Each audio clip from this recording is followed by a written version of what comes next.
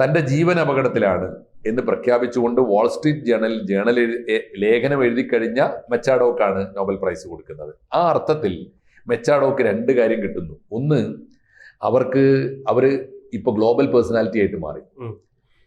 Nobel ലോറേറ്റ്സിനൊക്കെ തന്നെ Nobel prize നേടിയിട്ടുള്ള എല്ലാ നോബൽ സമ്മാന ജേതാക്കൾക്കും ആഗോള പൗരന്മാരാണ് അവരെ ഒരു രാജ്യത്തിനും തടഞ്ഞു വെക്കാൻ പറ്റില്ല. അതുകൊണ്ട് ഇനി അവർക്ക് പുറത്ത് കടക്കാം എന്ന് പറഞ്ഞാൽ പുറത്ത് കടന്നുകൊണ്ടും അവരുടെ പോരാട്ടം തുടരാം. 2, അവർക്കെതിരെയുള്ള എല്ലാ വിലക്കുകളും ഇനി നീക്കേണ്ടി വരും വെനിസുലൻ ഗവൺമെന്റ്. അതുകൊണ്ട് വെനിസുലയിലെ മഡുറോ ഗവൺമെന്റിന്റെ ഏകാധിപത്യത്തിൽ നിന്ന് രക്ഷപ്പെടാൻ കൂടി അവർക്ക് അവസരം കിട്ടി.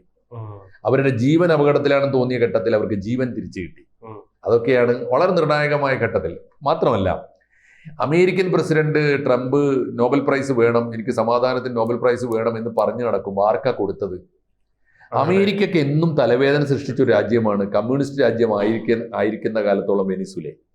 അമേരിക്കൻ വിരുദ്ധ പോരാട്ടം നയിച്ചവരാണ്. പക്ഷേ വെനീസുലയ്ക്ക് അകത്തിരുന്നുകൊണ്ട് കമ്മ്യൂണിസ്റ്റുകാർക്കെതിരായി പൊരുതുന്ന ഒരാളാണ് മെച്ചാഡോ. അതുകൊണ്ട് അമേരിക്കൻ ജനതക്കും അത് ഇഷ്ടമാണ്. ട്രംപിന് ഇഷ്ടപ്പെട്ടാലും ഇല്ലെങ്കിലും അമേരിക്കൻ ജനതയ്ക്ക് ഇഷ്ടമാണ്. മാത്രമല്ല, അമേരിക്കൻ ഗവൺമെന്റുമായി നല്ല ബന്ധം സൂക്ഷിക്കുന്ന ഒരാളാണ്. അതുകൊണ്ടാണല്ലോ അവർ പറഞ്ഞത്, നോബൽ പ്രൈസ് കിട്ടിയ ഉടനെ ട്രംപിനെ വിളിച്ച് പറഞ്ഞല്ലോ, അങ്കിൾ എനിക്ക് കിട്ടിയിരിക്കുന്നു എന്ന് പറഞ്ഞു. അപ്പോൾ മൂപ്പര് വിചാരിച്ച് വേറെയാണ്.